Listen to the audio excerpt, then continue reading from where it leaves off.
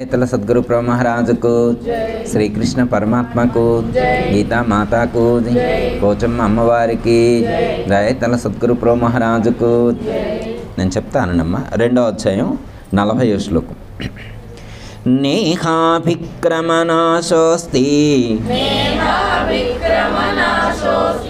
ప్రత్యవాయో న విద్యతే స్వల్పమప్యస్య ధర్మస్య త్రాయతే మహతో భయాత్. ఓ అర్జున, ఈ కర్మయోగము ప్రారంభించబడినది నిష్ఫలమెన్నటికీ కానేరదు. పూర్తి అగుటకు ముందుగా ఏ కారణము చేతనైనను మధ్యలో నిలిచిపోయినను దోషము లేదు. ఈ కర్మయోగానుష్ఠానమును ధర్మము ఒకంతైనను గొప్పదైనటువంటి జనన మరణ ప్రవాహ రూపమైనటువంటి సంసార భయము నుండి రక్షించుచున్నది.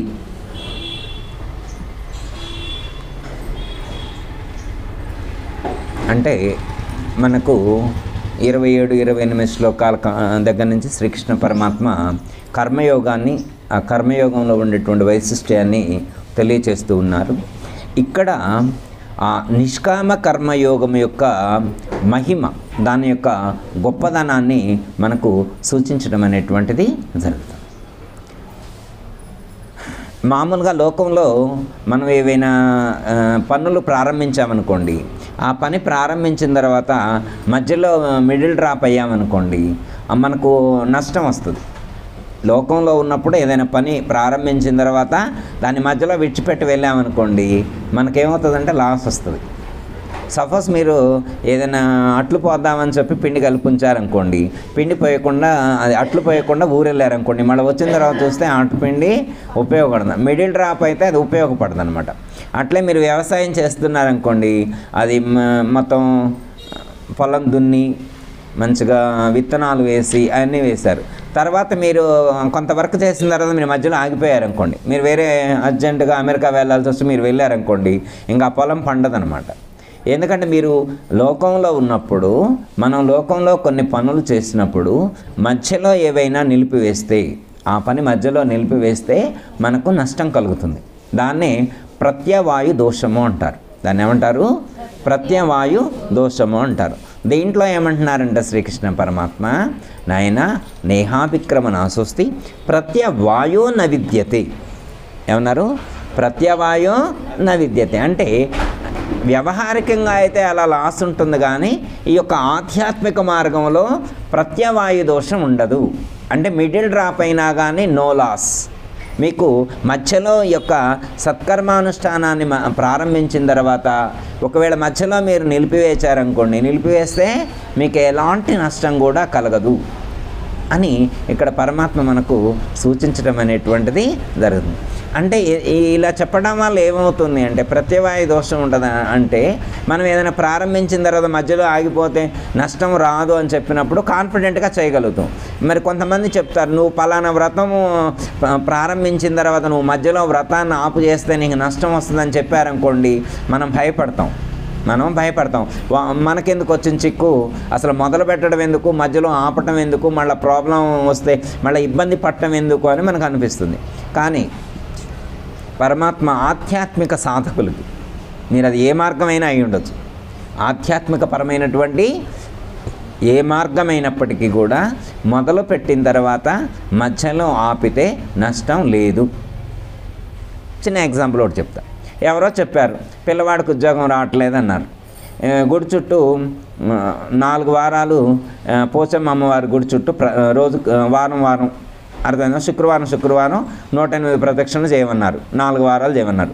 2 వారాలు చేసినాం. తర్వాత మనకు ఆరోగ్యం అనుకూలంగా లేదు, ప్రదక్షిణ చేయడానికి ఆరోగ్యం సహకరించట్లేదు. అలా మధ్యలో నిలిపివేసినంత మాత్రాన మన పిల్లవాడికి రావాల్సినటువంటి ఆ ఉద్యోగం విషయంలో ఇదేమీ అడ్డుపడదు. నువ్వు 4 వారాలు చేస్తా అన్నావు కాబట్టి నువ్వు 4 వారాలు చేస్తేనే నేను నీకు శాంక్షన్ చేస్తాను, మీ అబ్బాయికి ఉద్యోగం ఇస్తాను అనేటువంటిది ఆధ్యాత్మికంలో ఉండదు అని చెప్పి పరమాత్మ చెప్తున్నారు. మన లోకంలో ఉన్నటువంటి వాళ్ళు మిమ్మల్ని భయపెడతారు, కానీ మీరు అలా భయపడొద్దు, నేను మాటిస్తున్నాను. ఎవరు మాటిస్తున్నారు? శ్రీకృష్ణ పరమాత్మ మాటిస్తున్నారు. శ్రీకృష్ణ పరమాత్మ మీద నమ్మకం ఉంటే మనకి నో ప్రాబ్లం. మనం మన ఇంటి దగ్గరలో ఉన్నటువంటి పండిట్జీ నమ్ముతామా, వాస్తు పండిట్ని నమ్ముతామా, జ్యోతిష పండిట్ని నమ్ముతామా, పరమాత్మని నమ్ముతామా, మన ఇష్టం. మన పండిట్ అయితే మామూలుగా భయపెట్టరు అనమాట. అర్థమైందమ్మా? మామూలు భయపడడం అనమాట. ఆ భయం పోగొట్టుకోవడానికే 10,000 ఖర్చు అవుతాయి. మన పండిట్ భయపెడితే 10,000 ఖర్చు అవుతాయి. కానీ పరమాత్మ అలా నువ్వు టెన్షన్ పడాల్సిన అవసరం లేదు. టెన్షన్ ఫ్రీ ఇక్కడ. నువ్వు టెన్షన్ పడాల్సిన అవసరం లేదు. ఎందుకంటే నీకు ఆరోగ్యం సహకరించి నా పూజ చేయకపోతే ప్రాబ్లం. నీకు ఆరోగ్యం సరిగ్గా ఉంది లేదు నాకు తెలుస్తుంది కదా. నేను నీకు లోపలే ఉండి చూస్తున్నా కదా. ఆయన ఏమన్నా మనకి ఏమైనా గుళ్ళో ఉండి వామ్మో మనం అంత దూరంలో ఉన్నాం చూడడం అని అనుకోవాల్సిన అవసరం లేదుగమ్మా. మన గుళ్ళో ఉన్న దేవుడు మన ఇంటికాడికి వచ్చి చూడండి అంటారా? చూడడా అని మనం ఇంటికాడు ఉన్నా కానీ ఆ దేవుడు మనల్ని పరీక్షించగలడు. మనం మంచిగా ఉన్నామా లేదా అన్నది వారు గమనించగలరు అనేటువంటి కాన్ఫిడెంట్ మనకుంటే మనం భయపడాల్సినటువంటి అవసరం లేదు. ఎందుకంటే మనకి నిజంగా జ్వరం తగిలిందో, జలుబు చేసిందో, లేకపోతే డెంగ్యూ వచ్చిందో, ఏ ప్రాబ్లం వచ్చింది వారు గుర్తించగలుగుతారు. కాబట్టి నిజంగానే మనం చెప్పినటువంటి కారణం పర్ఫెక్ట్ అని మన మనసు కనిపిస్తే చాలు, వారు ఆమోదిస్తారు, మనకు ఇవ్వవలసినటువంటి ఫలితాన్ని ఇస్తారు. ఇంకా మన కలియుగంలో ఇంకోటి మన మంచిగా చాలా ప్లస్లు చెప్పారు కలియుగంలో. మిగతా కృతయుగంలో వాళ్ళు చాలా ఎక్కువ సాధన చేశారు, ఎక్కువ కష్టపడి. ఇంకా త్రేతాయుగంలో వాళ్ళు ఇంకొంచెం అంటే కృతయుగం కంటే కొంచెం తక్కువ త్రేతాయుగం, వాళ్ళకంటే ద్వాపరయుగం కొంచెం. కలియుగంలో ఇంకా మనకు ఫ్లెక్సిబిలిటీ ఇచ్చారనమాట. ఇన్ని కూడా నువ్వు చేయక్కర్లేదన్న.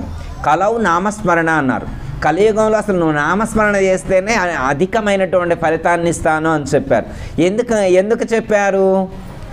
పరమాత్మకు తెలుసు అనమాట. కలియుగంలో ఉండేటువంటి వాళ్ళ శరీరాలు ఎంత పటిష్టంగా ఉంటాయో వాళ్ళకి తెలుసు అనమాట. వీళ్ళకి ఎంత హెల్త్ ఉంటుందో వాళ్ళకి తెలుసు అనమాట. వీళ్ళకి ఎలాంటి ఫుడ్ ప్రొవైడ్ చేయబడుతుందో కూడా తెలుసు, పరమాత్మకు తెలుసు అనమాట. ఇప్పుడు పరమాత్మకు తెలియని మంచినీళ్ళ మనం తాగేది, పరమాత్మకు తెలియనటువంటి బియ్యం వండుకొని తినేది, పరమాత్మకు తెలియని కూరగాయల మనం వండుకొని తినేది. అంటే మనం ఎలాంటి కూరలు వండుకుంటున్నామో తెలుసు, ఎలాంటి వాటర్ తీసుకుంటున్నామో తెలుసు, ఎలాంటి ఎన్విరాన్మెంట్లో జీవిస్తున్నాం అనేటువంటిది పరమాత్మకు తెలుసు. కలుషితమైనటువంటి వాతావరణంలో జీవిస్తున్నాం కాబట్టి, ఎక్కడ జీవిస్తున్నాం? కలుషితమైన వాతావరణంలో జీవిస్తున్నాం కాబట్టి మన ఆరోగ్యాలు కూడా అంతంత మాత్రమే ఉంటాయి. విషయం స్వామికి తెలుసు, పరమాత్మకు తెలుసు. కాబట్టి ఏమంటున్నారు? నువ్వు ఎక్కువ కష్టపడవలసినటువంటి అవసరం లేదు కలియుగంలో. కలియుగంలో ఎక్కువ అధికంగా శ్రమ చేయాల్సినటువంటి అవసరం లేదని చెప్తున్నారు. ఎందుకు అంటే మనకంత ఆరోగ్యం లేదని అర్థం. అందుకని ఏమని చెప్తున్నారంటే నీ యొక్క ఆరోగ్యానికి తగిన సాధనే చేయమంటున్నారు. పరమాత్మ ఏమని చెప్తున్నారు? నీ యొక్క ఆరోగ్యానికి తగిన సాధన చెయ్యి. కాకపోతే ఆ చేసేటువంటి సాధన ఎలా చేయాలంటే భక్తితో చేయాలి, విశ్వాసంతో చేయాలి, నమ్మకంతో చేయాలి. ఇక్కడ నమ్మకం ప్రధానం, భక్తి ప్రధానం, శ్రద్ధ అనేటువంటిది అత్యంత ప్రధానమైనటువంటిది. మనం చేసేటువంటి పూజ కానీ, మంత్ర అనుష్ఠానం కానీ, సేవ కానీ, దానం కానీ, యజ్ఞం కానీ, యాగం కానీ, మీరు ఏ సత్కర్మ చేసినా కానీ శ్రద్ధ అనేటువంటిది అత్యంత ప్రధానమైనటువంటిది. శ్రద్ధ లేకపోతే నాట్ యాక్సెప్టెడ్. మనం మంత్రం చదివినా అనుగ్రహిస్తారు, పెద్ద పెద్ద పూజలు చేస్తేనే అనుగ్రహిస్తారని చెప్పి సంవత్సరాల పాటు యోగం చేస్తేనే, ధ్యానం చేస్తేనే అనుగ్రహిస్తారని అట్లేం చెప్పలేదు. ఇప్పుడు హిమాలయాస్లో ఉండేటువంటి యోగులు ఉన్నారనుకోమ్మా, హిమాలయాస్లో ఉండే యోగులతో మనం పోల్చుకోగలుగుతామా? మనకి కొన్ని యూట్యూబ్లో చూస్తే ఖాళీగా ఉన్నప్పుడు చూస్తున్నాం అనుకోమ్మా, అక్కడ నాగ సాధువులని, అఘోరాలని, యోగులని, పరమహంసలని ఎన్నో కనిపిస్తుంటాయి. ఖాళీగానే ఉన్నాం కానీ సరదాగా నొక్కుతాం అనమాట. నొక్కితే ఆయన ఎంత కష్టపడి సాధన చేసింది మనకు తెలుస్తుంది అనమాట. ఎంత కష్టపడి సాధన చేసింది మనకు తెలుస్తుంది. మనం అవన్నీ చేయగలమా? అర్థమైందా? అసలు హిమాలయ ప్రాంతాలకు వెళ్ళటమే మనం కష్టం అన్నమాట. మన ఇలాంటి శరీరాలతో అక్కడికి వెళ్ళటమే కష్టం. వెళ్ళినా కానీ పైన ఎన్ని కోట్లు వేసుకుంటే చాలా ఆగిద్దో మనకు తెలియదు. మనం పైన ఎక్కడో వెళ్ళొస్తామమ్మా, ఈ ఋషికేశ్ కాడికో ఇక్కడ దగ్గరికి వెళ్ళొచ్చేది, లోపలికి వెళ్ళలేం కదా. మానస సరోవరానికి ఇంకా లోపల ఉంటుంది అన్నమాట. ఇంకా హిమాలయాల మిడిల్కి వెళ్ళాలంటే మానస సరోవరాన్ని దాటి ఇంకా లోపలికి వెళితే అసలు మిడిల్ హిమాలయాస్ వస్తాయి అన్నమాట. అక్కడికి మనం వెళ్ళగలమా? కానీ ఋషులు చాలామంది అక్కడ కూడా ధ్యానం చేస్తూ ఉంటారు. వాళ్ళు ఓన్లీ కౌపీనం మాత్రమే ధరించి ఉంటారు. వాళ్ళు ఏం ధరించి ఉంటారు? కౌపీనం మాత్రమే ధరించి ఉంటారు. పైన షర్టు కూడా వేసుకోరు. వాళ్ళు మంచినీళ్ళు తాగాలంటే మనలాగా మంచినీళ్ళు వెంటనే తాగైతే కాదు. వాళ్ళు గ్యాస్ స్టవ్ ఆన్ చేసుకొని బయటకు వచ్చి ఒక చిన్న ఇనప ముక్క ఏదైనా తీసుకొని ఐసును తవ్వుకొని తీసుకెళ్ళి ఆ గిన్నెలో వేసుకొని హీట్ చేసుకుంటేనే నీళ్ళుగా మారుతాయి. వాళ్ళు మంచినీళ్ళు తాగాలంటే ఆ ప్రాసెస్ చేయక్కల. మనకేముంది, ఫిల్టర్లో ఇలా నొక్కితే మంచినీళ్ళు వచ్చేస్తాయి. మనం ఉన్న వాతావరణం వేరు, వాళ్ళు ఉన్న వాతావరణం వేరు. అలా -డిగ్రీల టెంపరేచర్లో కూడా వాళ్ళు సాధన చేయగలుగుతున్నారు. మనం అది చూసామనుకో, మా పలానా సాధువు ఇంత -డిగ్రీలో సాధన చేశారంటే మనం కూడా అంత సాధన చేయాలని రోజు 4 ఐసు ముక్కలు తెప్పించుకొని చుట్టూరు పెట్టుకొని మనం కూడా ఒకటి మధ్యలో వేసుకొని కూర్చొని దాని మీద కూర్చొని సాధన చేస్తే అనుగ్రహిస్తారా? అంటే ఇక్కడ కాన్సెప్ట్ ఏం చెప్తున్నారంటే, నువ్వు అంత కష్టపడాల్సిన అవసరం లేదు. నువ్వు అంత శరీరాన్ని శుష్కింపజేసుకున్న వాళ్ళకి మాత్రమే నేను అనుగ్రహిస్తానని చెప్పట్ల వేదాంతంలో. దైవానుగ్రహాన్ని పొందాలనుకుంటే ఆ విధానం తెలుసుకొని అనుసరించు చాలు. విధానం తెలుసుకొని అనుసరించు చాలు. అంతేగాని శరీరాన్ని శుష్కింపజేసుకోవాల్సిన అవసరం ఏముంది? కానీ ఈ శరీరాన్ని నిర్దేశించినప్పుడు ఈ శరీరంతో ఎలాంటి సత్కర్మలు చేయాలో సూచించడం అనేటువంటిది జరిగింది. అలాంటి సత్కర్మలు చేయడానికి వినియోగించాలి దీన్ని. అలాంటి సత్కర్మలు చేయడానికి వినియోగించాలి. ఇక్కడ పరమాత్మ మనకి ఈ శ్లోకంలో ఏం చెప్తున్నారంటే, నేహాభిక్రమ నాశోస్తి ప్రత్యవాయో నైద్యతే, ప్రత్యవాయో నవిద్యతే ఫస్ట్ లైన్లో చెప్పారు. అంటే ఏంటంటే, సత్కర్మలు ప్రారంభించిన తర్వాత మధ్యలో నిలిపివేసినా కానీ మీకు ఎలాంటి నష్టము ఉండదు. దానికోసం మీరు చింతించవలసినటువంటి అవసరం లేదు. సపోజ్ ఉదాహరణకి ఇప్పుడు ఏ మాసం అమ్మ నడిచేది? పోయిన నెల ఏంటి? కార్తీక మాసం. అది అయిపోయాక ఇప్పుడు ఏదో మాసం వచ్చింది, మార్గశిర మాసం. ఎందుకంటే మాసాన్ని వదిలిపెట్టాం. తర్వాత మళ్ళీ ఫిబ్రవరిలో మాఘమాసం వచ్చిందనుకో వదిలిపెడతామమ్మా, శ్రావణ మాసం వదిలిపెడతాం. ఇవి మనకి ముఖ్యమైన మాసాలు అన్నమాట. ఇప్పుడు మార్గశిర మాసంలో చాలామంది భక్తులు, మనం చేసిన చేయకపోయినా చాలామంది భక్తులు గోదాదేవి పూజ చేయటం కానీ, వాళ్ళు కూడా కాత్యాయని వ్రతం ఆచరించడం ఇవన్నీ మనం చూస్తూ ఉంటాం. మరి పాస్టరాలు వాళ్ళు చదువుతుంటారు, మనం చదువుతామా? ఒకరోజు చదువుతాం, ఇంకో రోజు చదవం. చదివితే తప్పని కాదమ్మా. ఎందుకు చేస్తున్నారు? ఇంటెన్షన్ ముఖ్యం. ఏం చేస్తున్నాం అనేటువంటిదే కాకుండా ఎందుకు చేస్తున్నాము, మనం చేసేటువంటిది మనకు ఎలా ఫలితాన్ని ఇస్తుంది అనేటువంటిది కూడా మనకు తెలియాలి. అంటే తెలుసుకోవచ్చు, తెలుసుకోకపోయినా కానీ వచ్చే ఫలితం అయితే వచ్చి తీరుతుంది. అందులో ఏమాత్రం సందేహం లేదు. ఎందుకంటే మన దగ్గర భక్తి ఉంది కాబట్టి, మన దగ్గర భక్తి ఉంది కాబట్టి, మన దగ్గర విశ్వాసం, నమ్మకం, శ్రద్ధ ఉంది కాబట్టి మనం ఏం చేసినా కానీ ఖచ్చితంగా వచ్చే ఫలితం వచ్చి తీరుతుంది. చిన్న ఎగ్జాంపుల్ ఒకటి చెప్తాను. ఒక ఆయనకి చదువు రాదు, ఒక ఆయనకి చదువు రాదు. రోజు దేవాలయానికి వెళ్ళి 3 ప్రదక్షిణలు చేసి నమస్కారం చేసుకొని ఇక దేవుడు ఎదురుగానే కూర్చుంటాడు. ఆయనకి ఏం పని లేదు. చదువు రాదు కాబట్టి ఏం చేస్తున్నావు? పొద్దాక దేవుణ్ణే చూస్తూ కూర్చుండు, దేవుణ్ణే చూస్తూ కూర్చుండు. ఇప్పుడు ఒకవేళ ఆయన కన్ను ఇట్లా రెప్ప వాలింది అనుకో, మరి రెప్ప వాలినా కానీ దేవుడే కనపడతారు ఆయనకి. రెప్ప వాలినా కానీ దేవుడే కళ్ళు మూసుకున్నా దేవుడే కనపడతారు, కళ్ళు తెరిచినా దేవుడే ఇప్పుడు మనం కళ్ళు మూసుకుంటే దేవుడు కాకుండా వేరే కనపడతారు. అర్థమైందమ్మా? మనం అంటే మనం కాదు, లోకంలో ఉన్నటువంటి వాళ్ళు చాలామంది కళ్ళు మూసుకుంటే ఎవరు కనపడతారు? వాళ్ళు ఎవరెవరైతే వాళ్ళకి అప్పులు ఇవ్వాలో వాళ్ళందరూ కనపడతారు. చిట్ ఫండ్ కంపెనీ అయినా కళ్ళు మూసుకుండు, ఎవరెవరైతే ఎగ్గొడతారని చెప్పారో కళ్ళు మూసుకోవడంలోనే వాళ్ళే కనపడుతుంటాడు. అర్థమైందమ్మా? ఎంత పెద్ద యోగా సెంటర్కి వెళ్ళి ధ్యానం చేసినా కానీ కళ్ళు మూసుకుంటే ఆయనకి వాళ్ళే కనపడుతుంటారు. కొంతమందికి అత్తగారు కనపడుద్ది, కొంతమంది వాళ్ళకి కోడలు కనపడుద్ది. అంటే తను ఎక్కువగా ఎవరినైతే లోపల క్యారీ చేస్తున్నాడో, ఎవరు కనపడతారంటే ఏం చెబుతాం? ఎందుకని వాళ్ళు ఎందుకు కనపడుతున్నారంటే ఏం చెబుతాం? అంటే లోపల మనల్ని ఎవరినైతే క్యారీ చేస్తున్నామో, మనం ఎవరినైతే మోస్తున్నామో వాళ్ళే దర్శనమిస్తారు. కళ్ళు మూసుకోంగలోనే వాళ్ళే కనబడతారు. సపోజ్ ఉదాహరణకి మీ ఇంట్లో ఎంట్రన్స్లో మా తలుపు తీయగానే వెంకటేశ్వర స్వామి కనపడేట్లో ఒక మంచి ఇమేజ్ పెట్టారు, పెద్దది ఇమేజ్ పెట్టారు. ఇప్పుడు మీరు తలుపు తీస్తే ఎవరు కనపడతారు? శివుడు కనపడతారా, వెంకటేశ్వర స్వామి కనపడతారా? ఎందుకని వెంకటేశ్వర స్వామి కనపడతారు? మనం వెంకటేశ్వర స్వామిని పెడితే వెంకటేశ్వర స్వామి కనపడతారు. అదే శివుడిని పెట్టారనుకోండి, ఎవరు కనపడతారు?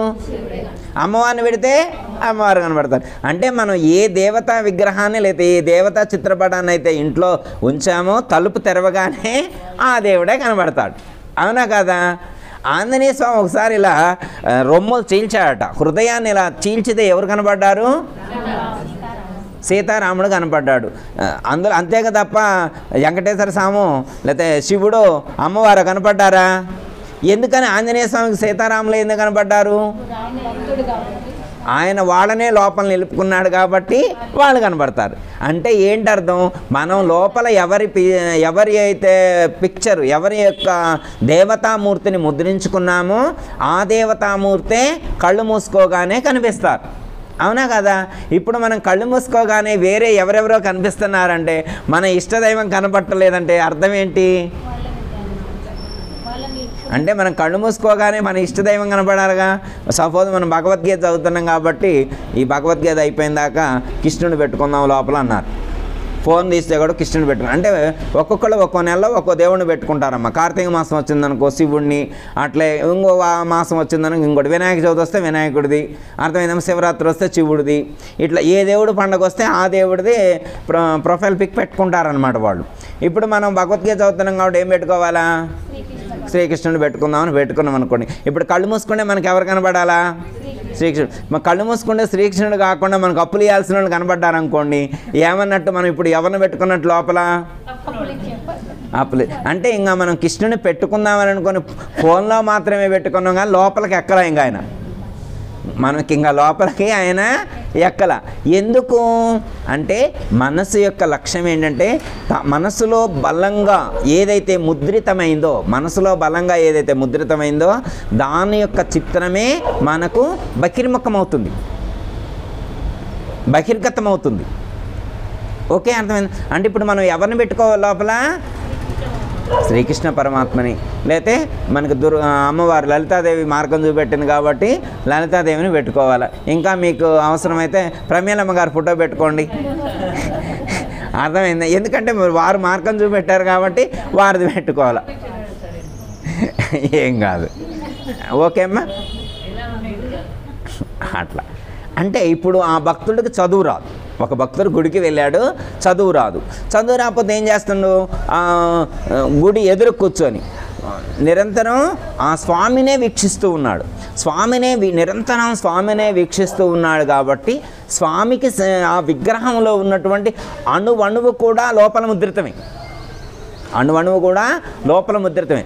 సపోజ్ ఉదాహరణకి ఎగ్జాంపుల్ అమ్మ, మనం ఇంటికి వెళ్ళిన తర్వాత ఎవరైనా ఫోన్ చేసి అమ్మవారి పోచమ్మ అమ్మవారి యొక్క చెవికి పెట్టినటువంటి ఆ రింగ్ ఉంది కదా, దాంట్లో ఉన్నటువంటి రంగు ఏంటి? ఎరుపా, తెలుపా, నలుపా, నీలవా అంటే మనం ఏం చెబుతాం?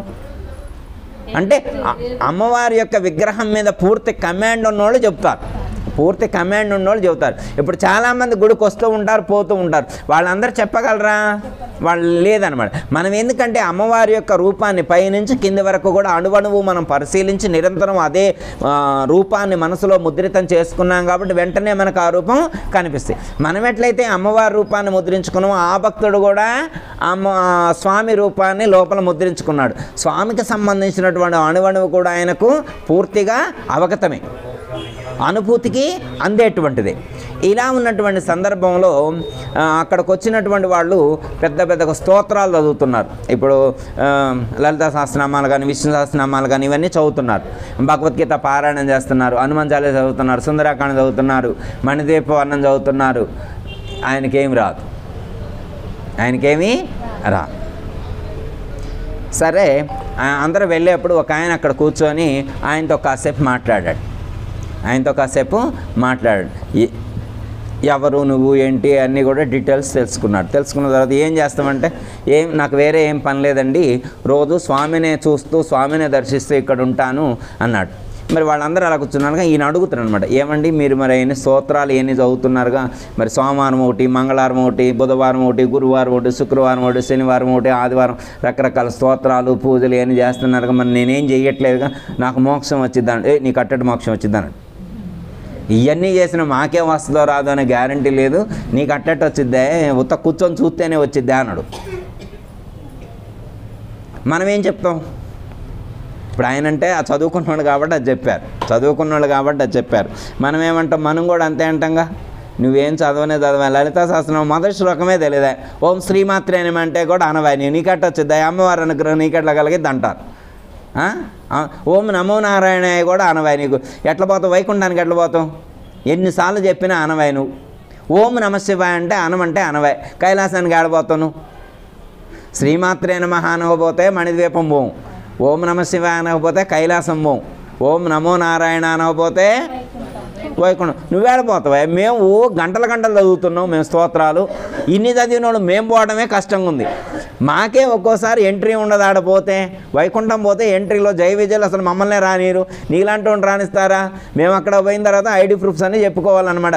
మేము ఎక్కడెక్కడ ఏమేమి పూజలు చేసాము, ఎంత అనుష్ఠానం చేసాము, ఎన్నిసార్లు విష్ణు సహస్రనామం, ఇవన్నీ మేము చెబితే మాకు లోపలికి ఎంట్రీ ఉంటుంది. నిన్నెవడు రాణిస్తాడు అక్కడ? నీ దగ్గర ఏం ప్రూఫ్ ఉందని చెప్పి అని అడిగాడు అనుకోండి, ఆయనకు నిజంగానే భయం పట్టుకుంది, ఆయనకు నిజంగానే అట్లా భయపెట్టారనమాట. మరి అట్లా అని చెప్పి ఇవన్నీ చదవడం తప్ప చదివినోళ్ళు పిచ్చోళ్ళు అని అర్థం. అమ్మ ఏమి చదవకపోతే వాడికి మోక్షం వచ్చిందని మనం అన్నాము అంటే వాడు ఏం చదవలేదు అయినా వాడికి మోక్షం గ్యారంటీ అని ముద్ర కొడదామంటే మరి ఇవన్నీ చదివే వాళ్ళు ఎందుకు? మరి అనవసరం ఇవన్నీ అట్లా కూర్చుంటే దేవుణ్ణి చూస్తేనే మోక్షం వచ్చేటైతే మరి ఇవన్నీ చదివేవాళ్ళు మరి తెలిసి చదివినట్ట తెలియక చదివినట్ట అట్లా కూర్చోవడం జాత కాకుండా వీళ్ళకి డౌట్ వస్తుందా రాదా? మనలాంటి వాళ్ళకే డౌట్ వచ్చింది. పాపం ఆయన ఏమీ తెలియని ఆయన చదివే రాదు ఆయనకి, ఆయన ఎంత భయపడి ఉంటాడు. మోక్షాన్ని పొందాలనేటువంటి తపన బలంగా ఉంది. చదువుదామంటే అక్షర జ్ఞానం లేదు, అప్పుడు ఆయన ఏం చేయాలని ఆలోచిస్తూ బాగా మదన పడుతూ ఉంటే ఆయనకి ఇంకో భక్తుడు పరిచయం అయ్యాడు. ఈ ముఠా కాదనమాట, వేరే ఒక భక్తుడు ఆయనకి పరిచయం అయ్యాడు. ఆయనకు చదువు పెద్దగా రాదు, ఆయనకు కూడా చదువు పెద్దగా రాదు. ఆయన ఏం చెప్పిండంటే, నీకు దైవానుగ్రహం కలగటానికి నీకు టెక్నిక్ ఉంది నా దగ్గర, ఆ టెక్నిక్ నువ్వు ఫాలో అయితే నీకు వస్తుంది, మోక్షం వస్తుంది అన్నాడు. ఓకే చెప్పాను. అయితే నువ్వు అసలు చదువుకోలేదు అన్నాడు. 1వ తరగతి చదువుకున్నా నేను, అసలు చదువుకున్నాను 1వ తరగతి. ఆ 1వ తరగతి చదువుతోటి ఈ శ్లోకాలు సంస్కృతంలో ఉంటే అది చదవలేను, చదివినా కానీ ఏమన్నా అపశబ్దం పలుకుద్దేమనేటువంటి భయంతో నేను చదవట్లేదు అన్నాడు. ఓకే అంతే కదా, అసలు 1వ తరగతి చదువుకున్నావుగా, నో ప్రాబ్లం. నీకు ఆ నుంచి బండిరా వరకు అక్షరాలు రాయడం వచ్చా అన్నాడు. వచ్చాడు. గుణింతాలు రాయడం వచ్చా అన్నాడు. వచ్చాడు. నువ్వు రేపు పొద్దునపూట ఏడకొచ్చి కూర్చొని ఆ నుండి బండిరా వరకు ఒప్పచెప్పు. తర్వాత కాగుణింత కాడి నుంచి బండిరా గుణింత వరకు ఉండే గుణింతాలన్నీ చదివి ఒక్కసారి నమస్కారం చేయి. ఇక నీకు జీవితం మొత్తానికి సరిపోని మోక్షం వచ్చిద్ది అన్నాడు. ఇక జీవితం మొత్తానికి సరిపోని నువ్వేం చేయక్కర్లేదు. అదేం స్వామి అట్టెట్టు వచ్చింది అన్నాడు. దానికి లింక్ ఏంటన్నాడు.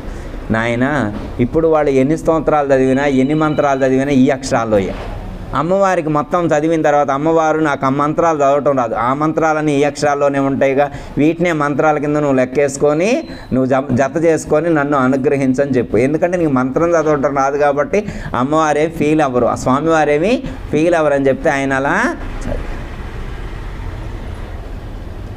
అర్థమైందా. ఇక్కడ ఏంటంటే అలా చదివినటువంటి వాడికి కూడా మోక్షం వచ్చింది. ఇక్కడ అదే చెప్తున్నారనమాట 2వ లైన్లో. స్వల్పమప్యస్య ధర్మస్య త్రాయతే మహతో భయాత్.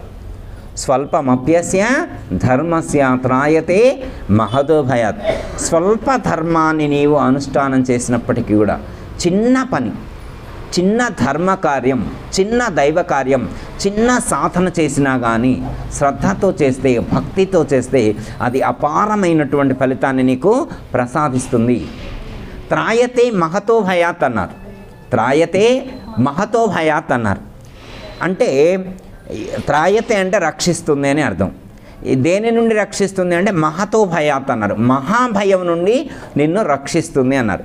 మనకు తెలిసి భయం అంటాం, జనరల్గా మనం ఏమంటాం, భయం నుండి నిన్ను రక్షిస్తుంది అంటారు. ఇక్కడ ఏమన్నారు, మహాభయం అన్నారు. నిన్ను మహాభయం నుండి రక్షిస్తుంది అన్నారు. మనకి మామూలు భయాల గురించి తెలుసు కానీ మహాభయం గురించి మనకేం తెలుసు? ఇంత ఎక్కువ లోతుగా ఎందుకు అనుకుంటామమ్మా? సపోజ్ ఉదాహరణకు మనకు తెలిసిన నాలెడ్జ్ ఎలా ఉంటుందంటే, పిల్లవాడు స్కూల్కి వెళ్ళొచ్చాడు. స్కూల్కి వెళ్ళిన తర్వాత వణుకుతున్నాడు. ఏంట్రా అంటే సంథింగ్ ఏదో చూసి నేను భయపడ్డా అన్నాడు. వెంటనే వీళ్ళు ఏం చేస్తారు, ఆంజనేయ స్వామికి సంబంధించినటువంటి సింధూరం రాస్తారు. సింధూరం రాసి హనుమాన్ చాలీసా ఉన్నటువంటి 2 సార్లు చదివి ఏం కాదు పో అని చెప్పి ఒక దారం కట్టారు. ఆంజనేయ స్వామికి సంబంధించినటువంటి దారం కట్టారు. కడితే ఏమైంది, వాడు తెల్లారి నుంచి మంచిగానే వెళ్తాను స్కూల్కి. అంటే వాడికి ఉన్న భయాన్ని పోగొట్టడానికి ఒక ఎగ్జాంపుల్ మనం చేసినాం అన్నమాట. ఆంజనేయ స్వామి యొక్క శక్తితోటి వాడుకున్నటువంటి భయాన్ని పోగొట్టేటువంటి భయం, ఈ చిన్న భయం. ఇలాంటివన్నీ చిన్న చిన్న భయాలు. సపోజ్ ఉదాహరణకి మనం మీకు ఏదంటే భయం అని ఎవరైనా ప్రశ్నించారనుకోండి, మనం ఏం చెబుతాం? ఒక ఆయన నువ్వు ఈ ప్రపంచంలో దేని గురించి నువ్వు భయపడతావు అని అడిగారనుకోండి, ఒక ఆయన నాకు పాము అంటే భయం అన్నాడు. వాము, పాము అంటే నాకేమో భయం అన్నాడు. ఒక ఆయన నీకే ఏదంటే భయం అంటే నాకు బల్లిని చూస్తే భయం అన్నాడు. ఒక ఆయన బొద్దింకని చూస్తే భయం అన్నాడు. అంటే ఎవరు ఇష్టమైంది వాళ్ళు చెప్తుంటారన్నమాట. ఇట్లా మనకున్నటువంటి చిన్న చిన్న భయాలు. అప్పులు అంటే ఒక ఆయనకు భయం, ఒక ఆయనకు అనారోగ్యం అంటే భయం, ఒక ఆయనకి కిడ్నీ ప్రాబ్లం అంటే భయం, ఒక ఆయనకి హార్ట్ ప్రాబ్లం అంటే భయం. ఏదైనా కిడ్నీ ప్రాబ్లం కూడా భయపడుతున్నావు, నాకు ఎప్పటి నుంచో కిడ్నీ ప్రాబ్లం ఉంది, నేను ఏమైనా భయపడినా అంటాడు ఒక ఆయన. ఓ అమ్మ నాకు భయం రా అంటాడు. ఎందుకు నీకు భయం అంటే నేను ఒకసారి డయాలసిస్ సెంటర్కి వెళ్ళొచ్చా అన్నాడు. అంటే డయాలసిస్ సెంటర్కి వెళ్ళొచ్చినోడికి కిడ్నీ ప్రాబ్లం వస్తే ఎంత భయపడాలో వాడు భయపడతారు అనమాట. వాడు వెళ్ళకుండా ఉంటే భయపడడం, వెళ్ళొస్తే అర్థమైంది అనమాట. హార్ట్ ప్రాబ్లం వస్తే, క్యాన్సర్ ప్రాబ్లం వస్తే, అంటే ఇలాంటి హెల్త్ ఇష్యూస్ వచ్చినప్పుడు ఎంత భయపడతారు అనేటువంటిది కొంతమందికి తెలుస్తుంది అనమాట. అంటే అదంటే భయం, ఇదంటే భయం అని లోకంలో మనం అనేక రకాలైనటువంటి భయాల గురించి చెప్తాం. అనేక రకాల భయాల గురించి చెప్తాం. ఇక్కడ పరమాత్మ చెప్పినటువంటి మహాభయం ఏంటి అంటే మహాభయం నుండి నేను రక్షిస్తాను అన్నారు. మహాభయం అంటే మరణ భయం. మరణ భయం అర్థమైందమ్మా? చిన్న చిన్న భయాలు వేరు, మరణ భయం వేరు. ఇప్పుడు డెంగ్యూ వచ్చిందన్న అంత భయపడరమ్మ. చాలామంది నీకు ఏదంటే భయం అంటే కరోనా అంటే భయం. అదే దగ్గర ఉంటుంది అన్నమాట తీసపోవటానికి. మనం లాస్ట్ ఫైనల్ జర్నీ చేయాలంటే అదొక్కటి వస్తే చాలన్నమాట. ఎక్కువ మంది ఫైనల్ జర్నీ చేయొచ్చని అనుకుంటారనమాట.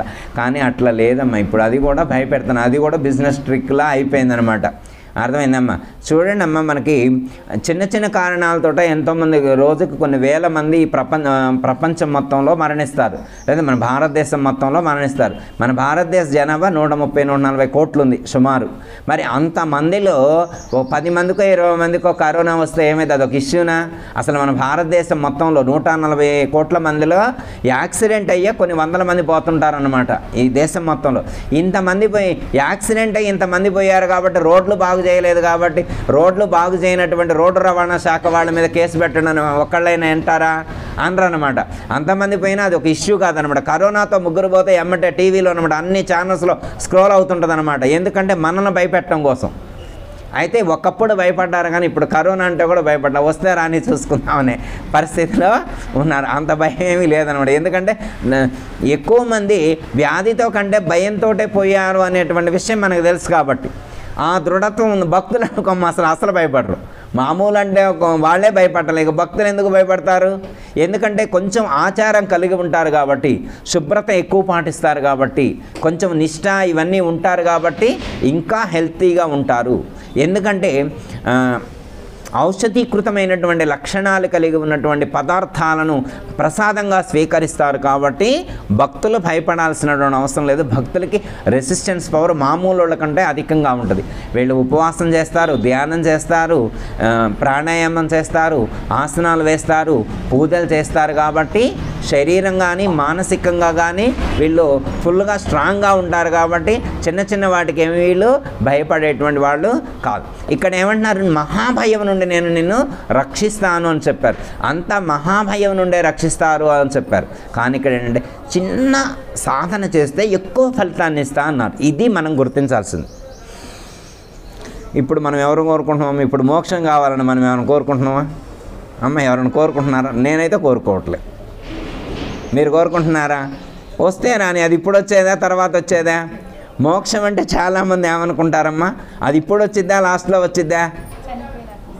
అది చనిపోయాక వచ్చే మోక్షం గురించి ఇప్పుడు ఎందుకు, బతుకున్నప్పుడు ఎందుకు ఆలోచించడం? అదే కదా మన కాన్సెప్టు. అదేనమ్మా మోక్షం అంటే, అదేనా? చనిపోయాక వచ్చిద్దా? చనిపోయాక వస్తే మనం చూస్తామా అది వచ్చిన సంగతి? మన పక్కింటి వాళ్ళు చూడాలా మనకి మోక్షం వచ్చింది రాదనే విషయం. మనం మరణించాక వస్తే అదెవరు చూస్తారు? మనకేమైనా తెలుస్తుంది అప్పుడు? మరి మనం చూడని మోక్షం కోసం మనం ప్రయత్నం చేయడం ఎందుకు?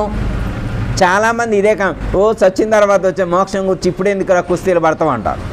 నువ్వు చచ్చిపోయాక వచ్చే మోక్షం కోసం ఇప్పుడే కుస్తీలు పడతామని అంటే చాలామందికి మోక్షం మీద అవగాహన లేదు. మోక్షం మీద అవగాహన లేదు. శరీరం విడిచిపెట్టాక వచ్చేది అనుకుంటున్నారు. 2 రకాల మోక్షాలు ఉన్నాయి. మోక్షాలు చాలా ఉన్నాయి అనుకోండి. వాటిల్లో మెయిన్ అంటే పంచవిధ ముక్తులు అని చెప్తారు. అది వేరే. సాలోక్య, సామీప్య, సారూప్య, సాయుజ్య, విదేహ అనేటువంటి ముక్తులు ఉంటాయి అన్నమాట. అవి పంచవిధ ముక్తులు. ఇది ముక్తిగా ఉపనిషత్తులో చెప్తారనమాట. అవి కావి ఇక్కడ మోక్షం గురించి చెప్పేటువంటిది ఏంటంటే, మోక్షం గురించి ప్రతి భక్తుడు కూడా ఫాలో అవ్వాల్సినటువంటి విషయం ఏంటంటే జీవన్ముక్తి. ఒకటేంటంటే జీవన్ముక్తి, రెండోది విదేహ కైవల్యం. అంటే రెండోది ఏంటంటే దేహాన్ని విడిచిపెట్టాక వచ్చేటువంటిది. ఫస్ట్ది ఏంటంటే జీవన్ముక్తి. జీవన్ముక్తి అంటే ఏంటంటే జీవించి ఉండగానే మోక్షాన్ని పొందటం. జీవించి ఉండగానే మోక్షాన్ని పొందడం. అది మన వల్ల అవుతుందా లేదా? మనకు కావలసిన మోక్షం ఇదే అన్నమాట. అర్థమైందమ్మా? మనకు కావలసిన మోక్షం ఏంటంటే పొయ్యాకు వచ్చేది కాదు, ఉన్నప్పుడు వచ్చేది. ఇన్స్టాంట్కి ఇప్పుడే రావాలి మోక్షం. పొయ్యాకు వచ్చేది ఎవరు చూస్తారు? ఏ అమ్మగారు? అప్పుడు వచ్చే మోక్షం గురించి మనకెందుకు? ఇన్స్టాంట్గా ఇప్పుడే వచ్చేటువంటి మోక్షం, దాన్ని ఏమన్నారు? జీవన్ముక్తి. జీవన్ముక్తి అంటే జీవించి ఉండగానే మోక్షాన్ని పొందటం. అసలు మోక్షం అంటే ఏంటో తెలిస్తే జీవించి ఉన్నప్పుడే దాన్ని పొందుదాం. మోక్షం అంటే గురువుగారికి పెద్దగా తెలిసినట్లేదు, అది ఇక్కడ ఉంటుంది అనుకుంటుండో, అటు చూడాలా పైకి అంటాడు ఒక ఆయన. ఏమంటాడు? ఆ గురువుగారు మోక్షం అంటే అది మీకు తెలియదు అనుకుంటా, అది ఫ్లైట్ ఎక్కి పోవాలి, మీకు తెలియదు. అది లేకపోతే అది విమానంలో వెళ్ళాలి. అది అక్కడికి పోవాలంటే విమానం ఎక్కాలా? ఏ విమానం? పుస్తక విమానం. తుకారాం కోసం వచ్చింది, మీకు తెలుసా గురువుగారు? తుకారాం ఎక్కిపోవాలా? అట్లాంటి ఎక్కిపోవాలి. మోక్షం అంటే అది వాళ్ళకు వచ్చింది, మీకేం తెలుసు? భగవద్గీత చదివితే వచ్చింది అనుకుంటున్నారా? అదే ఒక ఆయనట్టుడు. మనందరికీ ఉన్న నోషన్ ఏంటంటే మోక్షం అనగానే పైకి చూస్తాం, అది పైన ఉంటుందని. మోక్షం అంటే పైన ఉంటుంది అనుకున్నాం. కైలాసం అనగానే ఎటు చూస్తాం? ఓకే, పైకి చూస్తాం. వైకుంఠం అంటే పైకి చూస్తాం. మణిద్వీపం అంటే అది కూడా పైకే చూస్తాం. అవునా కదా? లోకాలన్నీ ఏడున్నాయి అనుకుంటాం, పైన ఉన్నాయి అనుకుంటాం. మరి లోకం పైన ఉందా కింద ఉందా? ఎవరు చూసి వచ్చారు? మీరే అనుభవించారా? చెప్పండి, మేము కూడా పోయేస్తాం. గురువుగారు మీరేమైనా వెళ్ళొస్తే చెప్పండి, ఎక్కడుందో చెప్పండి, అది ఏ స్టేట్లో ఉంది, ఏ దేశంలో ఉంది చెప్తే మేము కూడా వెళ్ళొస్తాం. అంటే మనకు తెలియాల్సింది ఏంటంటే స్వర్గము కానీ లేకపోతే ఊర్ధ్వ లోకాలు కానీ కావాలి అని కోరుకునేటువంటి వాళ్లకు మోక్షాన్ని పొందే అర్హత లేదు. ఇది గుర్తించాలి. అర్థమైందమ్మా? స్వర్గలోక సుఖాలు వేరు. మీకు 2 పదాలు వాడతారు, మీరు వినే ఉంటారు. సుఖము అనే పదం వాడినప్పుడు మన పెద్దలు కానీ భగవద్గీతలో కానీ మహాత్ములు కానీ ఎలా ఉదహరిస్తారు అంటే ఇహ పర సౌఖ్యములు. ఇహ పర సౌఖ్యములు ఏమన్నానంటే ఇహ పర సౌఖ్యము అంటే ఇహ అంటే ఈ లోకంలో వచ్చే సుఖాలు. ఇహ అంటే ఏంటి? ఈ లోకంలో వచ్చే సుఖాలు. పరలోకంలో వచ్చే సుఖాలు అంటే పర. ఇహ పర అంటే పరలోకంలో వచ్చే సుఖాలు. పరలోకంలో అంటే ఎక్కడ వస్తాయి? మనకు తెలిసిన దాంట్లో పరలోకంలో వెళ్ళి సుఖాలు పడాలంటే స్వర్గమే కదా. అంటే కైలాసం, వైకుంఠం కూడా కొంతమంది వెళ్తారు, అక్కడ పొందే సుఖాలు ఉన్నాయని. లేదా మణిద్వీపానికి వెళ్ళే వాళ్ళు కూడా ఉంటారు, అది వేరే విషయం. అంటే అలాంటి లోకాలకు వెళ్ళాలనుకోవటం. పరలోకంలో సుఖాలు పొందాలంటే ఆ లోకాలకు వెళ్ళటం. అర్థమైందమ్మా? కానీ ఇక్కడ భగవద్గీతలో మనకి పరమాత్మ చెప్పేటువంటి నెక్స్ట్ తర్వాత మనకి ముందు తెలియజేస్తారనమాట. ఇహ పర సౌఖ్యాలు కోరుకునే వాళ్లకు మోక్షము రాదు అని చెప్పారు. అదేంది గురువుగారు అంటే అది ఇంతకంటే బెటర్ దాన్ పొజిషన్. ఇహపర సౌఖ్యాల కంటే కూడా బెటర్ పొజిషన్ అనమాట, దీనికంటే శ్రేష్టమైనటువంటి పొజిషన్ అనమాట. కాబట్టి ఇవి దాటితేనే అది వస్తుంది, ఇవి దాటితేనే అది వస్తుంది. ఫస్ట్ ఏ సుఖం కోరుకోవచ్చు? ఇహలోకంలో సుఖాలు, తర్వాత పరలోకంలో సుఖాలు, ఇంతవరకు ఓకే. కానీ మోక్షం అనేటువంటిది స్పెషల్ అనమాట, స్పెషల్ ప్రోగ్రామ్ అది. అర్థమైందమ్మా? ఇహలోకంలో సుఖాలు పరలోకంలో సుఖాలు కోరుకుంటే శాంక్షన్ చేయను అనట్లేదు, యువర్ చాయిస్, మన ఇష్టం. మనం ఏదైనా కోరుకోవచ్చు, మనం కోరుకునే స్వేచ్ఛ స్వతంత్రాలు పరమాత్మ మనకిచ్చాడు.